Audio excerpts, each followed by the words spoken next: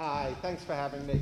Economists, with all due respect to my colleague David Cox, who spoke earlier, we're often not welcome to events like this.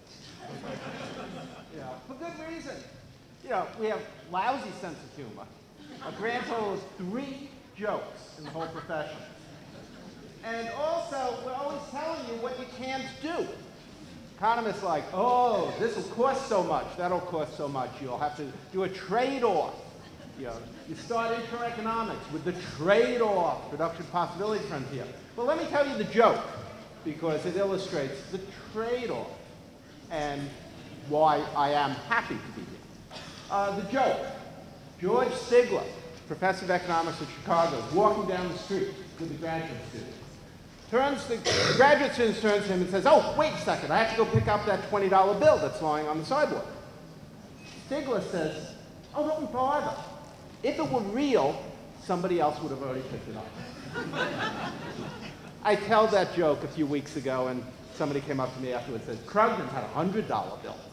Well, sorry. Well, I'm here because I think there are a lot of $20 bills, $100 bills. In fact, 6 billion $1 bills sitting there on the sidewalk in Massachusetts, waiting for somebody to pick them up. And we don't pick them up, partly because the economics profession has gone around telling you all these years that no, they can't be there. If there was really money on the street, somebody would have got it already. Well, we have a healthcare system that, to be sure, works very well. It produces huge profits. It works beautifully for a small number of people who own the companies or are CEOs of the companies. It sucks for the rest of us. And maybe the good thing about it is it's totally unsustainable. We can't go on this way. We're going to have to change. And the only question is whether we're going to change by making it even worse for most of us, or if we'll do something, establish a single-payer health plan to finance health care for all of us. Okay, here we go. We spend a lot on health care. Let nobody tell you that the reason Americans don't do well in international comparisons is because we're underfunded. We are overfunded. You look at that over there, we are way above anybody else in the share of our income spent on health care. What's worse, we're spending more and more. Some of you may have followed the debate provoked by that stupid bipartisan commission on the deficit. Well, if you dug into the numbers in the background, the Congressional Budget Office puts out 2 separate spreadsheets, one with healthcare expenditures projected over time, the other with GDP over time. They don't compare the two. Compare the two, and by the year 2052, if we're to believe them, all of our economy will be spent on healthcare. Okay, here we go. Joke number 3. I told you there were 3 jokes.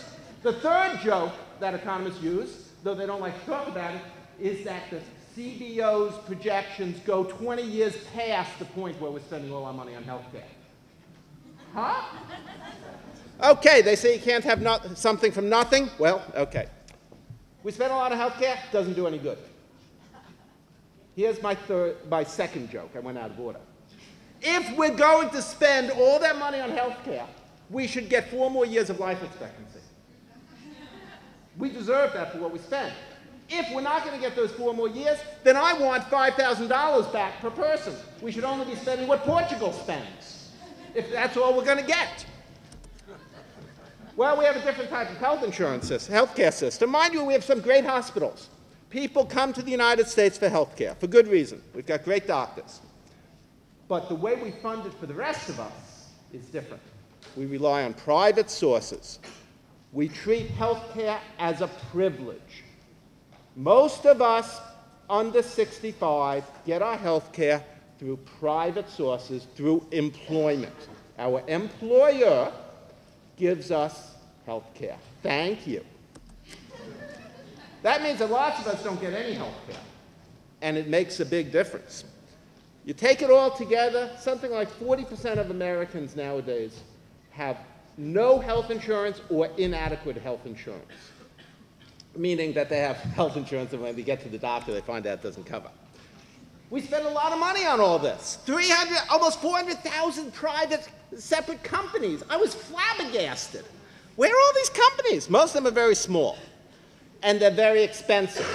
They run up big bills for administration and operating costs. And that's no accident. I mean, this is money lying on the sidewalk, waiting to be picked up.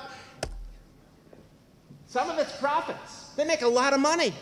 The 5 largest companies have profits last year large enough to provide health insurance for 500,000 families. That's actually a chunk, a significant number. Yeah. Some of the CEOs make a lot of money, $75 million for the five CEOs.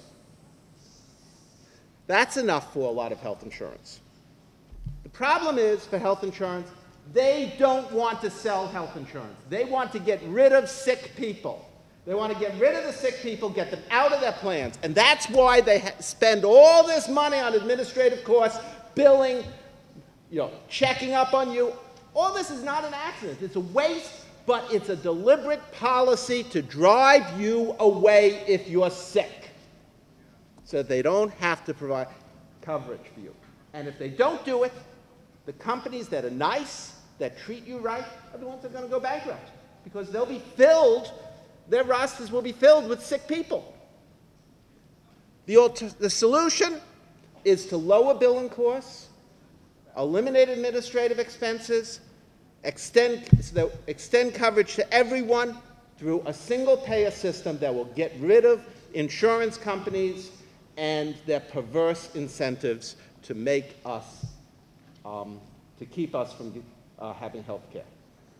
For Massachusetts alone, I've estimated we would lower costs by about 20%. Well, I say 17%. Gruber and Shao, these people who are more important than me, say 28%. So we'll average. Yeah. The government of Massachusetts, state and local governments, would save between $1.5 and $2.5 billion.